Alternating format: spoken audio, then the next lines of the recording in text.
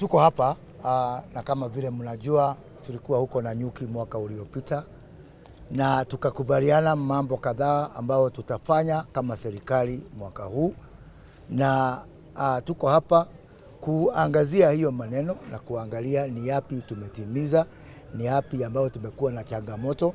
Pia kama familia tukipanga ili tutafanya mwaka huu. Tuko hapa na tunasema kwamba mwaka huu ni ule mwaka. Hii ndio slogan yetu ya hii retreat, kwamba huu mwaka wa 2024 ni huo mwaka. Na tuna mfano tunasema tulipolifanya huko na nyuki mwaka uliopita ni kupanda mbegu. Mwaka huu tumekuja hapa kupalilia. Ndio mwaka ujao tuweze kuvuna. Mwaka ambao utafuata tuweze kupeleka mazao yetu kwa soko. Na mwaka ule mwingine wa 2027 ikiwezekana tuweze kulipwa na wananchi wa Kenya. Kwa hivyo huu ni mwaka ambao hatuwezi kucheza. Nataka kusema kwa ufupi niseme kwamba mimi kama waziri ambao anaangalia utendakazi nimezunguka mawizara zote. Naweza kuhakikishia kwamba kazi imefanywa. Serikali ya Kenya Kwanza chini ya Rais William Ruto imefanya kazi. Yale mambo matano ambao tuliwaahidi wananchi wa Kenya. Tungeangazia mambo ya afya, na nyinyi mmeona hata mpango wetu wa afya, ile sheria ambayo imepitishwa juzi, mahakama ilitupatia ruhusa ya kuimplement hiyo mpango yetu ya kupatia vijana ajira, tukianzia na mambo ya program yetu ya housing, tukiangalia na mambo yetu ya export ya wafanyikazi kwa zile nchi ambazo zinahitaji wafanyikazi, mambo ya digital super highway ambazo tulisema tutakuwa na super highway ambayo ndio iko very aggressive na very ambitious katika bara la Afrika. Hakuna nchi mingi iko na program ya super highway kama ile tuko nayo. Mpango ya kuzalisha chakula. Wakati kama huu mwaka uliopita tulikuwa na kilio cha chakula, kilio cha unga na kilio cha bei za bidhaa za kawaida ilikuwa juu sana. Wananchi wetu tulikuwa tunazunguka hii Kenya hii tukigawanya, huu waziri anaenda kupeana chakula huko, mwingine huko. Leo hatuko leo changamoto kwa sababu kwanza Mwenyezi Mungu akatubariki na mvua, na ya pili ile mpango dhabiti ambao rais aliweka sana upande wa kuwapatia wakulima wetu mbolea ndio waweze kuzalisha chakula, hivi kwamba kama vile waziri wa fedha amesema kwamba mwaka katika kwota ya mwisho ya mwaka uliopita uchumi wetu ikapanuka kwa 5.6, na katika hiyo kukupanuka kilimo agriculture ambao mwaka ambao ulikuwa hapo mbeleni ilikuwa imeenda chini kwa 1.1 ikaweza kupanuka kwa 6.7. Hiyo yote haiwezi kufanyika kwa bahati, ni kwa sababu ya ile mikakati ambao sisi tuliweza kuweka. Katika huo mwaka ambao umepita, serikali yetu tuliweza kutimiza miradi ingine 171, na hiyo yote ni kwa sababu tumefanya kazi kama timu. So vile tumekuja kufanya hapa ni kuangalia hiyo maneno, kuangalia hiyo mambo ambayo tumetimiza, na pia kuangalia changamoto. Na changamoto ni mingi. Tulikuwa changamoto ya deni, na mmeona vile waziri anafanya. Wiki iliyopita aliweza kulipa madeni yetu. Umeona kulipa tu madeni, shilingi yetu ambao tulikuwa tunapigiwa duru sababu shilingi imedhoofika, na sijasikia nyinyi mkitusherehekea. Sasa imeanza kupata nguvu. Ni kwa sababu tumeamua sisi tunataka kuweka focus. Makelele itakuja hapa na pale, lakini tukiendelea hivi mwaka moja mwaka ingine, hilo barabara ambao tumejichagulia ya kuinua uchumi yetu itaweza kutufikisha hapo.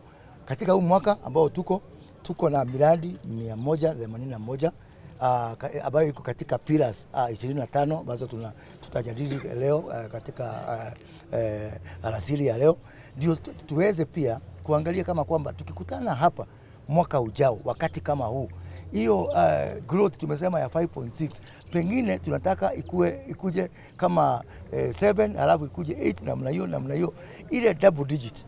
Na mimi nimekuwa kwa serikali kwa muda mrefu. Ile double digit tulikuwa tumesema katika ile Vision 2030. Mimi niko na hakika tukifikia mwaka wa 27 tutakuwa tumefika hiyo maneno ya double digit. Pia niseme hii maneno haiwezi kufanyika kama sisi kama serikali tufanye kazi pamoja. So bali na kujiangazia sisi wenyewe, hii ni fursa ambayo tuko nao kama mawaziri, kama makatibu, kama wale watu ambao wanatushawishi kukaa pamoja na kutengeneza ile teamwork ambayo itatuwezesha kusonga kutoka hapa kwenda mbele. Ombi langu ni moja. Nyinyi tumekaa chini mpaka na watu wa mahakama. Mlikuwa mnasema haiwezekani. Mlituona tumekaa mpaka na Martha Koome. Tumekaa chini hata na ile tume huru ambayo iko kwa katiba. Tumekaa chini na bunge. Hata nyinyi sijui mmeachwa wapi nyinyi wanahabari. Sijui hii maneno yote hamuoni ama nini jamani? Mimi nawaombea Mungu aguze macho, mfunguke muone. Hata nyinyi vile kila mtu amesema kuna haja kila wakati, hatuna nchi nyingine. Hata nyinyi ni pati ya nchi. Kujeni tujadiliane, hata nyinyi kuna vile mnaweza kuchangia tusonge mbele pamoja. Unajua naambia profesa sasa rafiki yangu hapa. Unajua kila siku yeye anaona shilingi iko sawa, anaona amelipa deni na nyinyi mnaendelea kumchapa. Nikamwambia sijali, hata Yesu alipotembea kwa maji, nyinyi mliandika kwamba ameshindwa kuzama. So tunaambia nyinyi mkuje hata sisi soke pamoja. Asanteni sana. Okay. And the presentation I made, which His Excellency Prime CS mentioned this morning, was actually to actually show where is the economy as we see it now. How do we see it as we go into the budget preparations for 2024-2025? Where do we see it?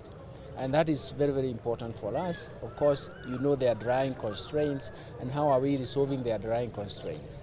So that is very, very important. But the first point that is coming up, and even the rains are also coming too, is actually to show that actually there's strong evidence to show that economic recovery is with us.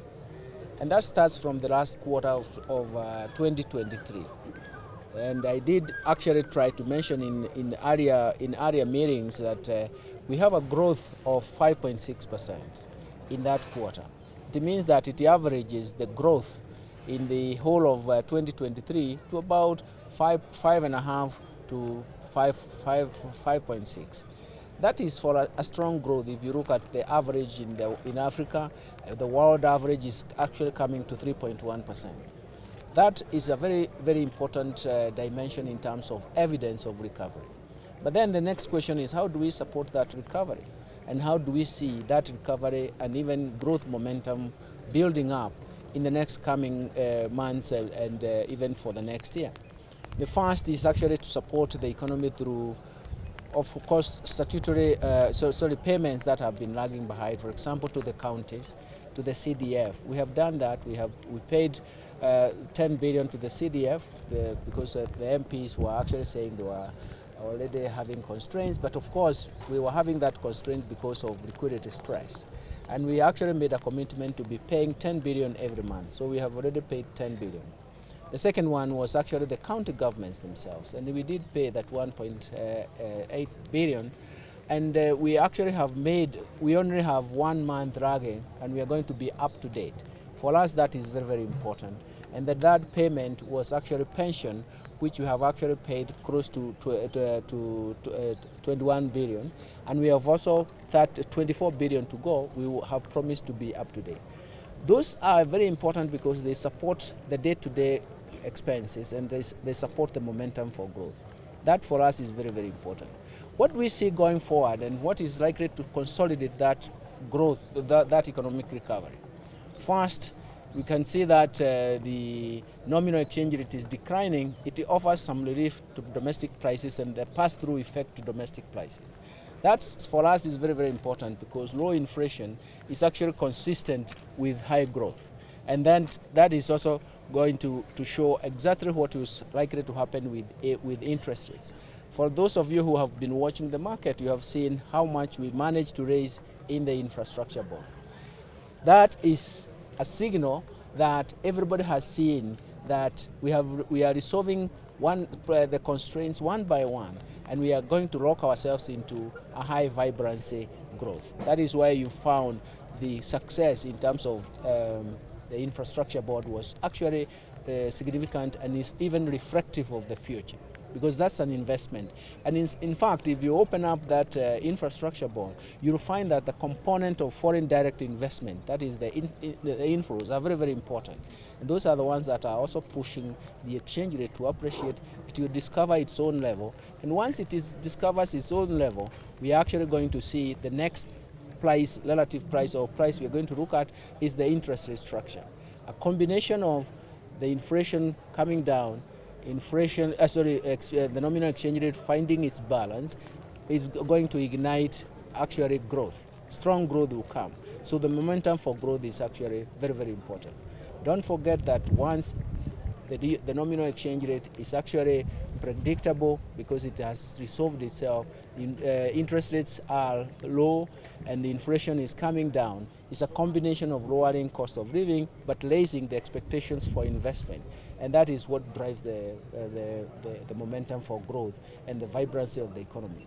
We are quite optimistic about this because we have analyzed massive data and we have seen what is really happening for us in the future, and that's why we are meeting here, is to package future reforms that are actually going to signal fiscal consolidation for us, and that's the direction we are going to move. Fiscal consolidation will provide resources required, but more importantly, it is actually going to encourage the targeted sectors that we really wanted in the value chain that we wanted to develop and push them further to completion, and that is where vibrancy is going to come from. So we are optimistic. We have spent the day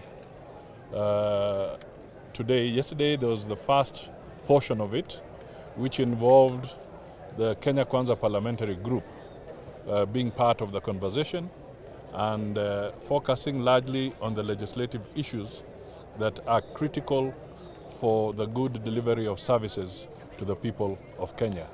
So that was completed yesterday. And then we also had an opportunity to look at the various sectoral areas as defined in the Nanyuki retreat. From the Nanyuki retreat, there were 5 specific cluster groups, cross-cutting cluster groups that were created, and our planning has been revolving around those cluster groups. So today in the morning, we have had a broad overview from the Treasury on matters economy and where we stand. Over and above that, we have had an opportunity to also listen to a report from the Council of Governors, led by their chairperson, so that, because as you know, Kenya Kwanza is a strong believer of devolution. And devolution continues to remain the jewel in the crown of our 2010 Constitution.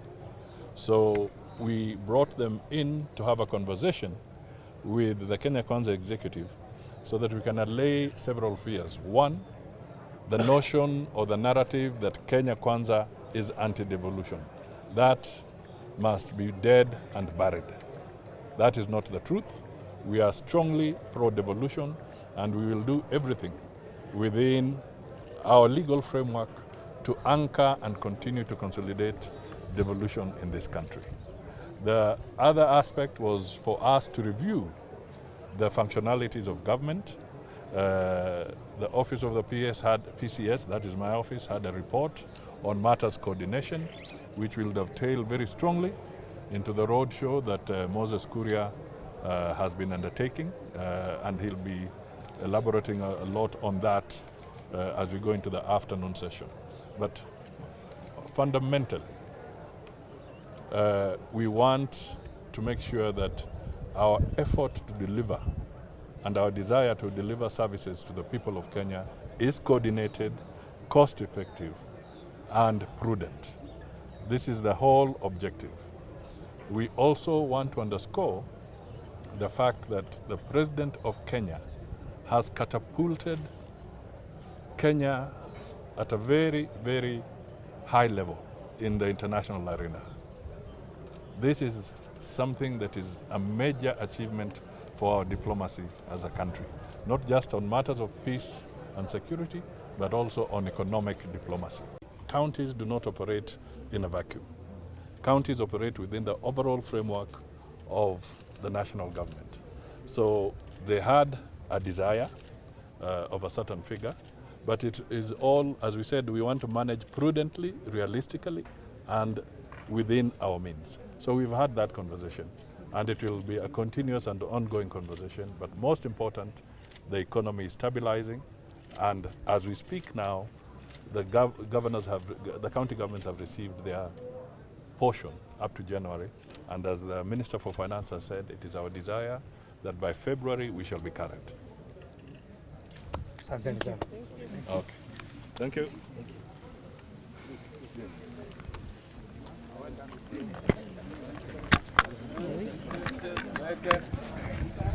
Thank you.